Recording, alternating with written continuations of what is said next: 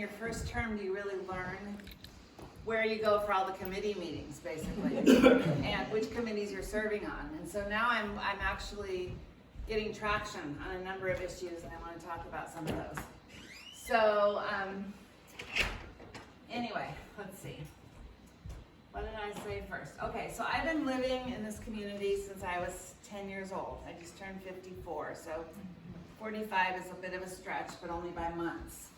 And I worked at the Maritime Center. I worked on the capital campaign to build the Maritime Center. For those of you who don't know this about me, I thought, tell you something about who I am. So I worked on the capital campaign to build the facility, and then about 12 years later, I went back to work to be Chief Operations Officer, which is where I was when COVID hit our shores.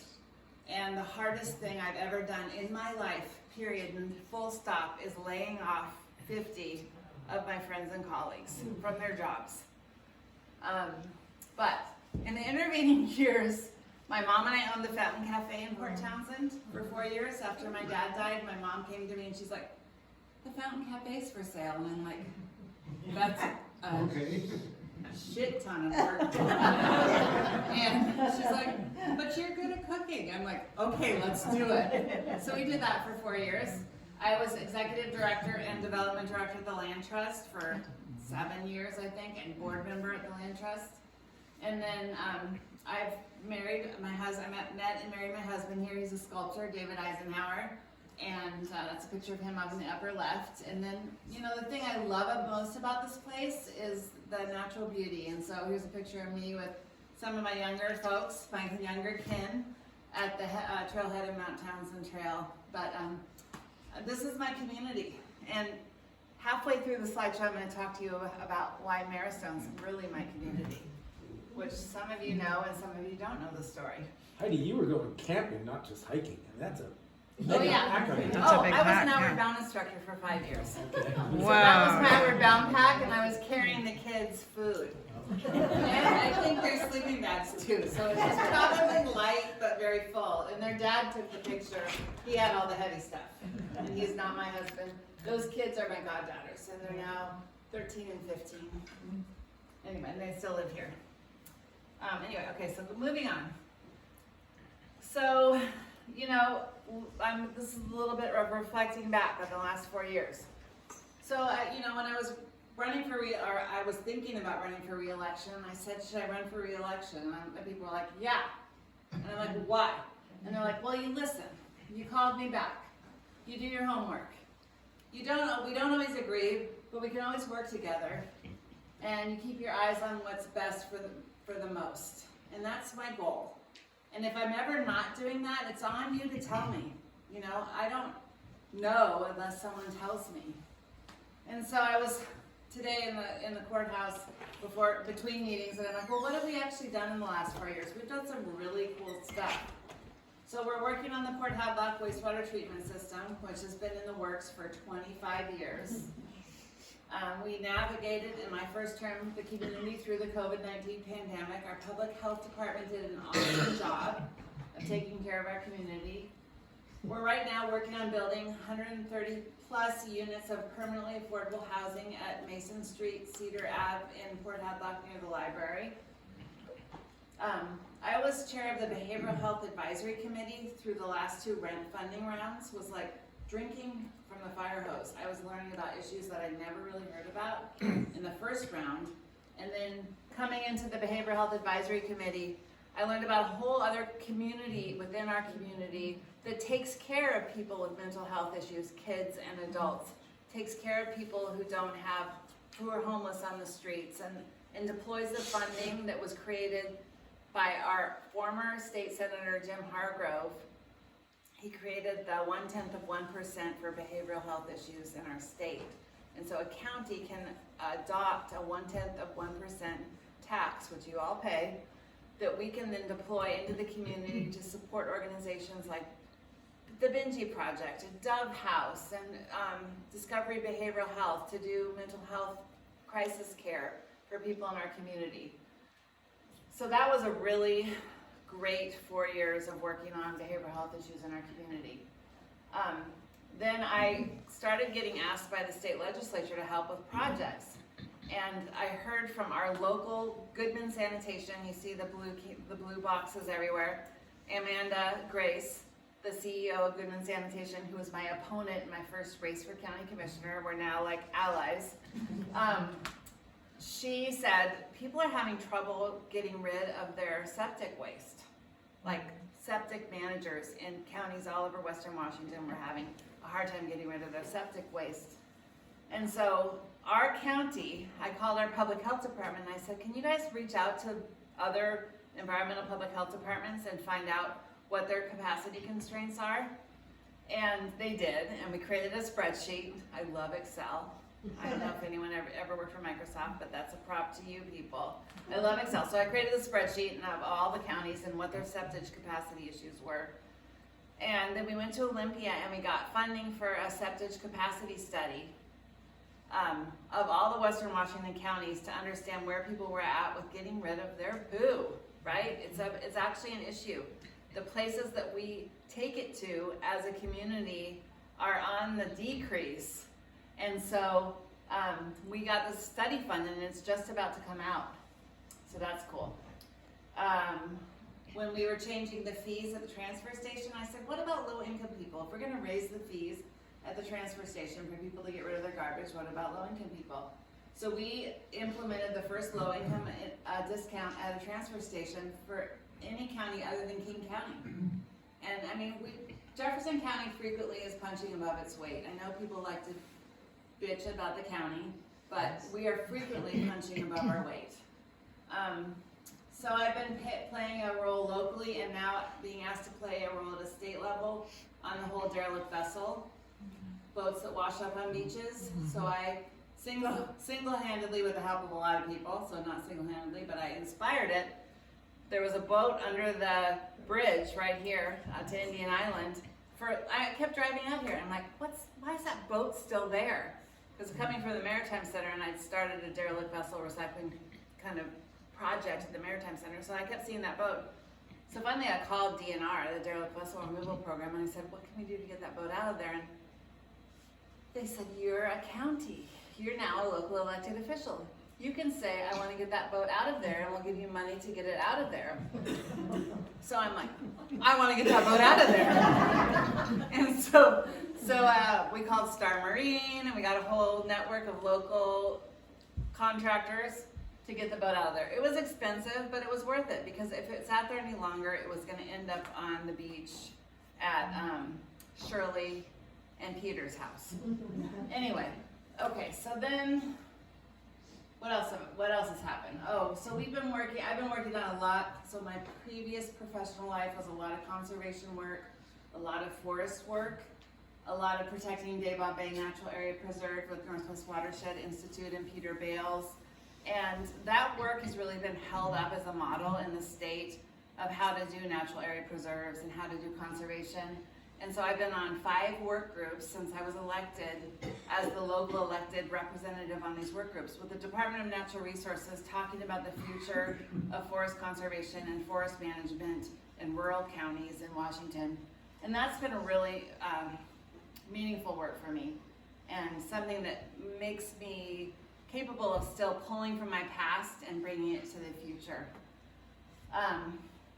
We've been working on a new strategic plan, which doesn't sound sexy, but it's a good strategic plan, and we've been really focusing on community outreach and have a whole series of radio shows on KPTZ now every Friday at 12:30. One of your county commissioners is on there talking about a local community issue.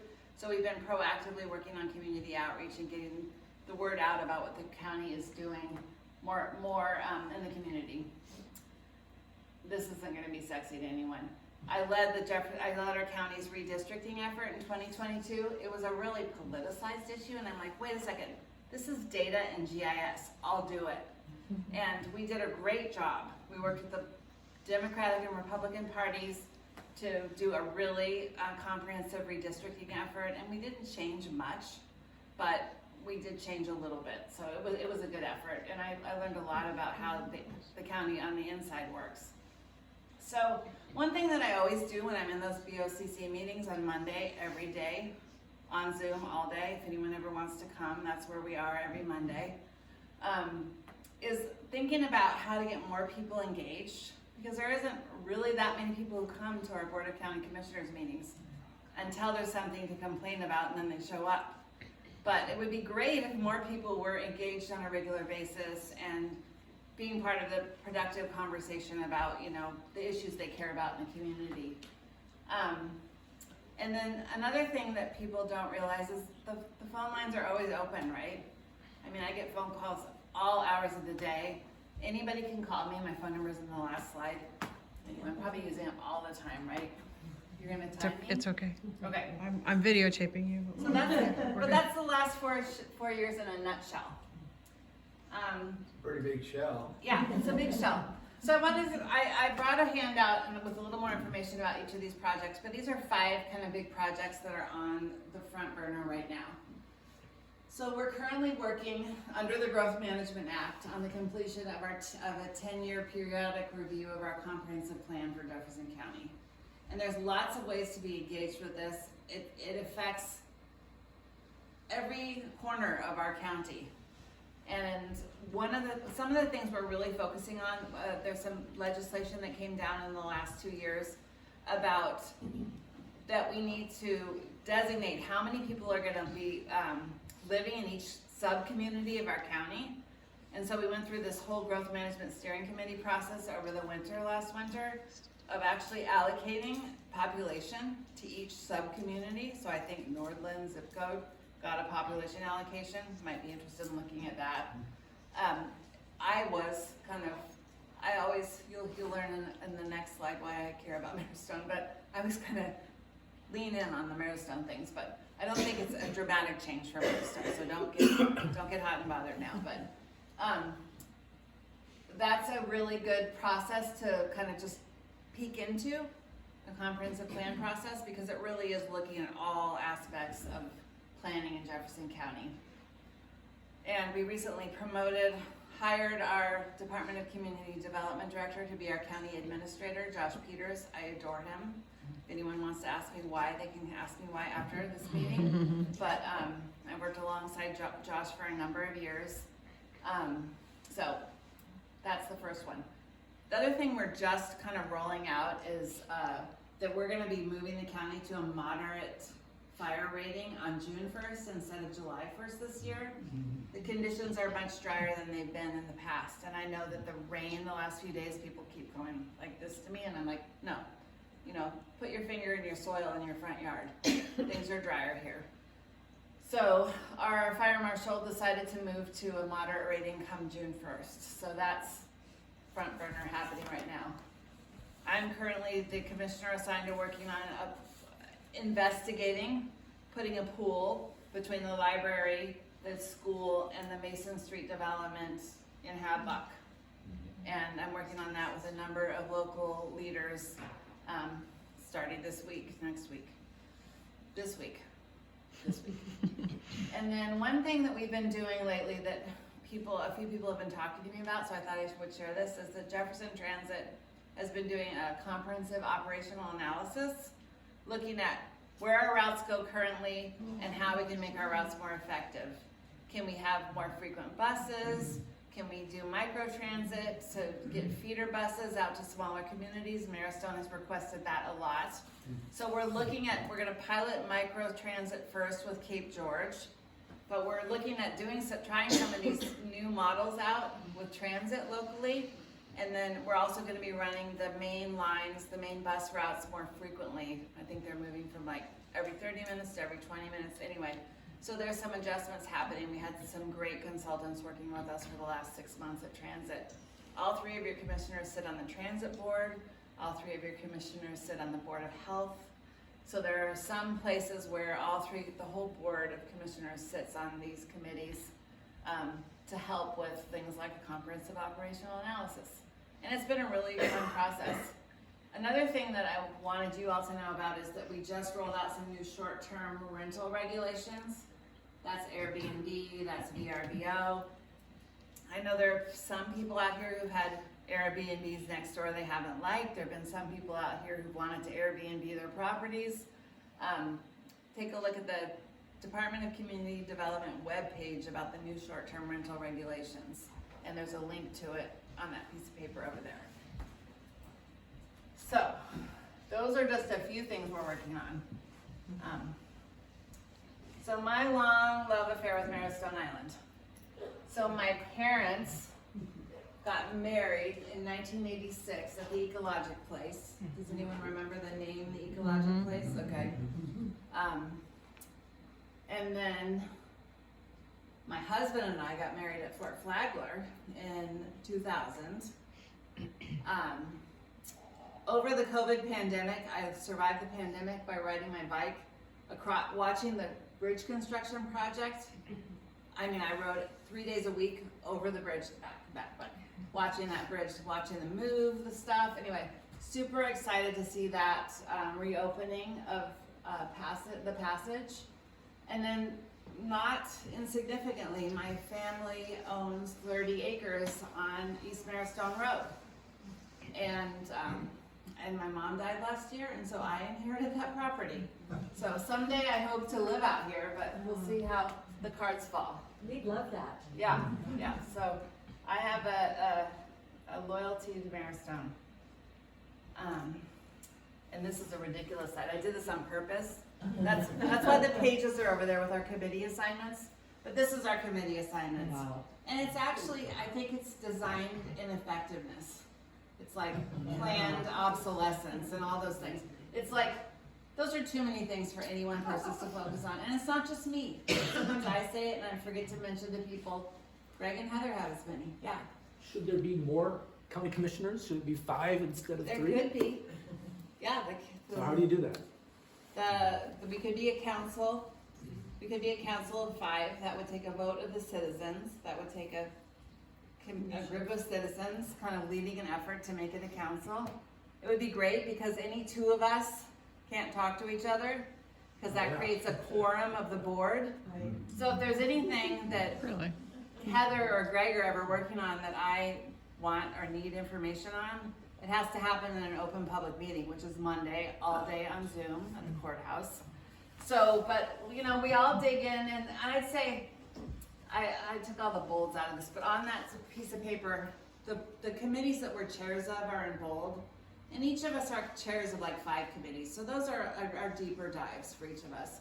But we attend all these meetings.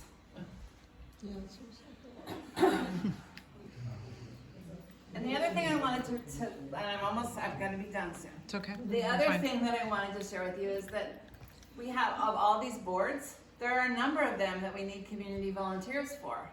So I was like, I just asked our staff today, I'm like, what's our current list of needs?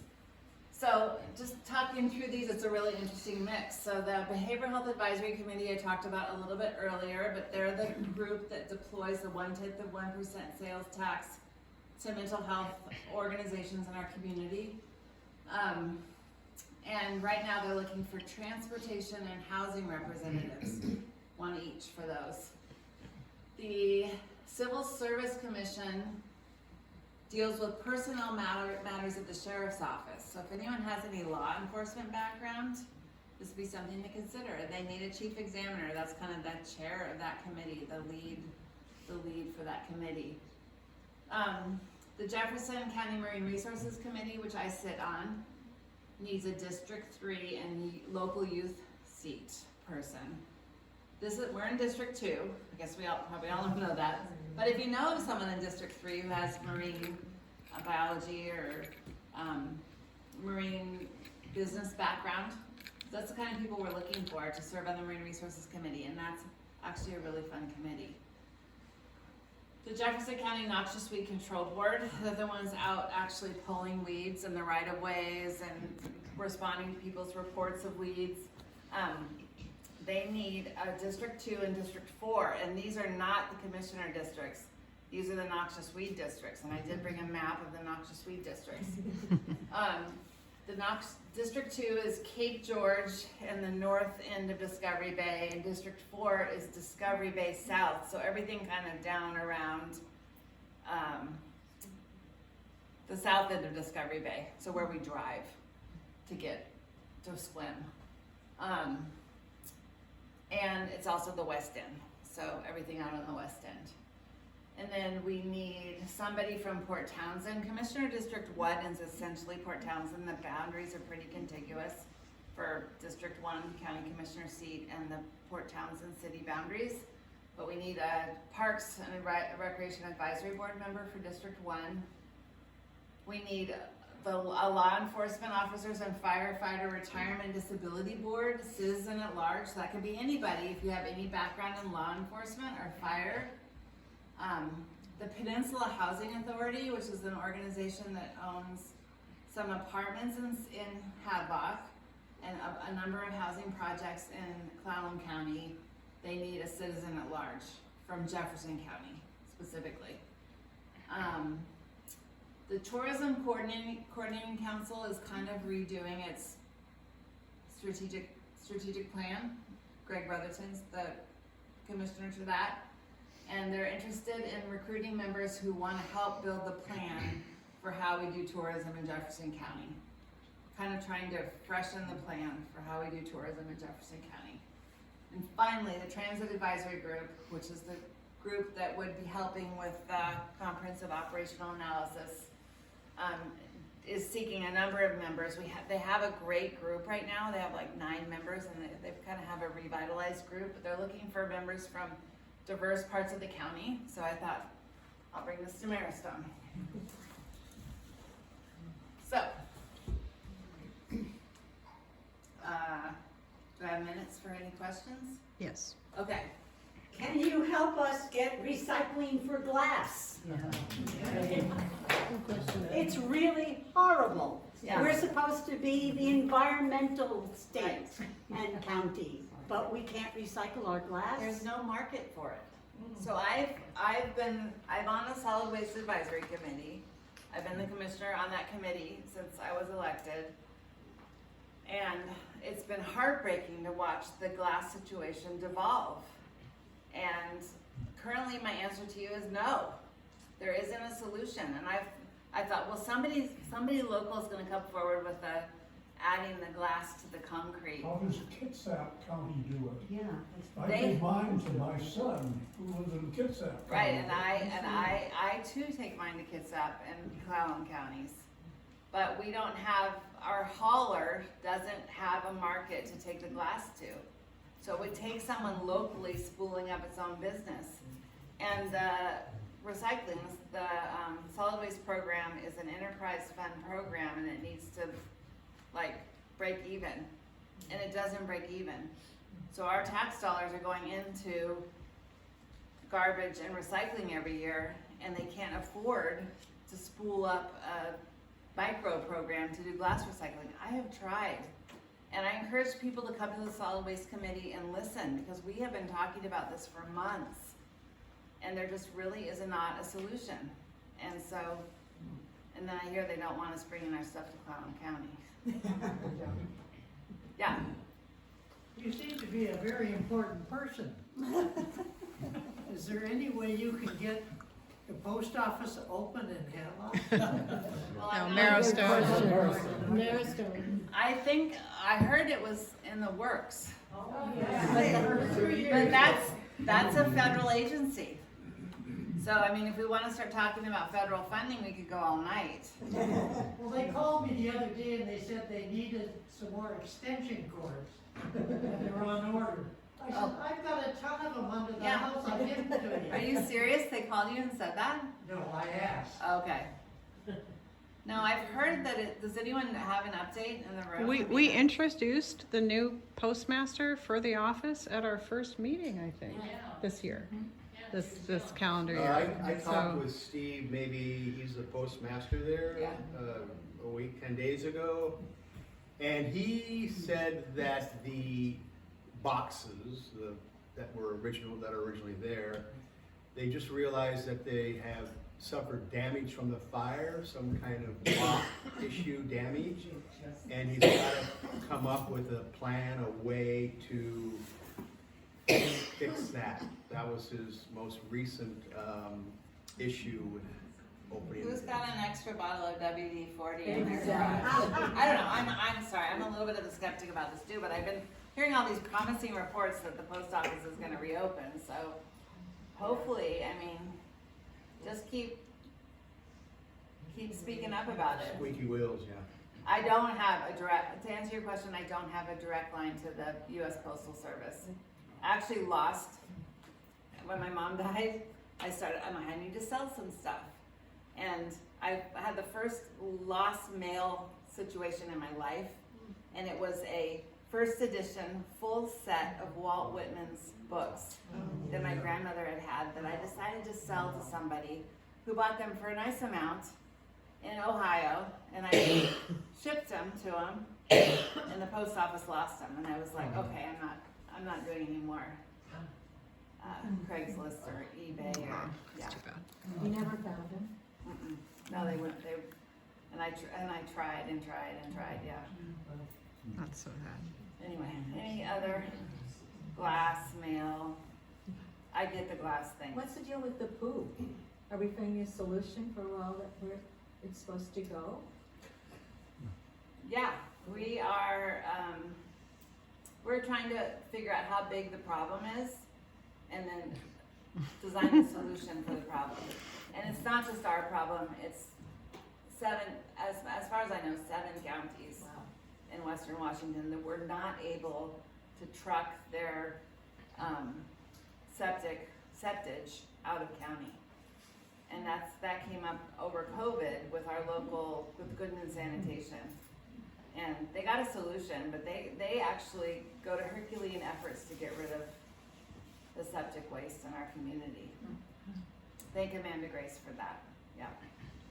Yeah, Nancy. Since Aaron didn't make it, I'm not sure, do you know anything about the status of the dock at Mystery Bay State Park? Yeah, the bureaucracy has caused the permitting to slow down. It's very slow. They expected to start work in August. The pier will be closed off, but they're still waiting for all the paperwork to go through. So read the Friends of Fort Flagler newsletter. That will give you all the updates on what's going on with the pier, the parks. You'll see the Welcome Center, the parking lot's already roped off. You're gonna be upset because they're gonna be cutting down quite a few trees. So prepare yourself. But in the Friends of Fort Flagler newsletter, which I wrote, there's a diagram and it will explain a lot about all those issues because we have the parks update in the newsletter. Thank you. Andrea.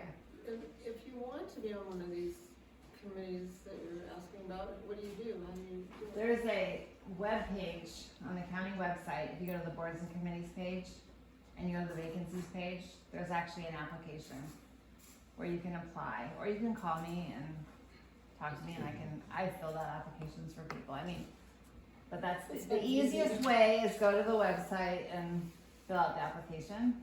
But if you need any help, I'm a phone call away. See, there's my phone number. Okay. Anything else? Good. Yeah. So I would just like to say to my fellow Marrowstone citizens that I've had a few tangential dealings with Heidi. She's always been very approachable. She's always been very thoughtful. She's also always listened very carefully, and she is incredibly hardworking. So we are very, very lucky to have her. Hopefully when I'm ready to retire, I can retire to Marrowstone. Yes. Yeah. Yeah, Hope so. that's the plan.